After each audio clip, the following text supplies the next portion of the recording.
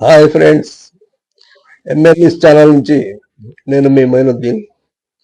ఈరోజు మనం తమిళ super star TVK party అధినేత విజయ్ గురించి మాట్లాడుతున్నాం. విజయ్ భార్య సంగీత తనకు విజయ్ నుంచి విడాకులు కావాలని కోరుకుంటూ చెంగల్పట్టు జిల్లా కోర్టులో పిటిషన్ దాఖలు చేశారు. దానికి ఆమె కారణాలు ఏం తెలుపుతున్నారంటే 2021 నుంచి విజయ్ ఒక నటితో సంబంధం ఏర్పరచుకున్నారు. అది తెలిసిన దగ్గర నుంచి తను మానసిక ఘర్షణకు గురవుతున్నాను, కాబట్టి నాకు అతని నుంచి విడాకులు కావాలని చెప్పేసి ఆమె చెంగల్పట్టు జిల్లా కోర్టులో పిటిషన్ వేయడం జరిగింది. ఈ సంగీత ఎవరు అంటే శ్రీలంక దేశానికి చెందిన మహిళ. తండ్రి వ్యాపార రీత్యా యూకేలో సెటిల్ అయ్యారు. ఆమె అక్కడే జన్మించింది. సంగీత విజయ్ అభిమానిగా పరిచయం అయ్యి ఆ పరిచయం కాస్త వాళ్ళ మధ్య ప్రేమ చిగురించి 1999లో వీళ్ళు వివాహం చేసుకున్నారు. వీరికి 2 పిల్లలు ఉన్నారు. అబ్బాయి పేరు జాసన్ సంజయ్, అమ్మాయి పేరు దివ్య షార్.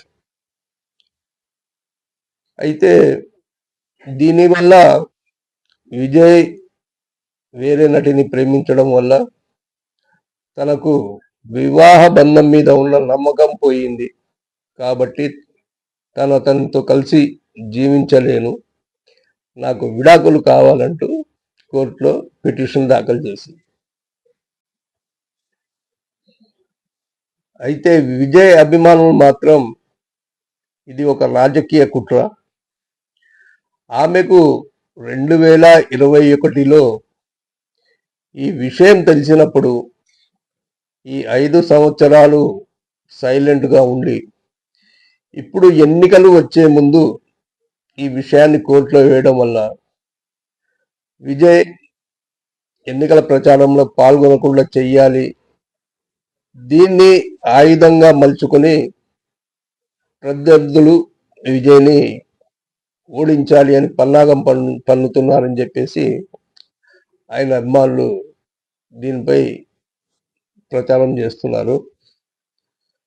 అలాగే విజయ్ ఏప్రిల్ 20న కోర్టుకు హాజరు కావాలని చెప్పేసి కోర్టు ఉత్తర్వులు జారీ చేసింది. ఏప్రిల్ నెల నుంచి ఎన్నికల ప్రచారాలు ఉంటాయి కాబట్టి ఎన్నికల్లో విజయ్ని పాల్గొనకుండా చెయ్యాలి, ప్రచారంలో అతన్ని డిస్టర్బ్ చేయాలనే కోరికతో ఇది ప్రభుత్వం పన్నుతున్న కుట్రగా అభిమానులు వర్ణిస్తున్నారు. దీనిపై మన తెలుగు అభిమానుల అభిప్రాయాలు ఏంటి అనేది మీరు కామెంట్ రూపంలో చెప్పండి. ఎందుకంటే విజయ్ ఈ మధ్య వారసుడు అని తెలుగు సినిమాలో డైరెక్ట్గా నటించడం జరిగింది.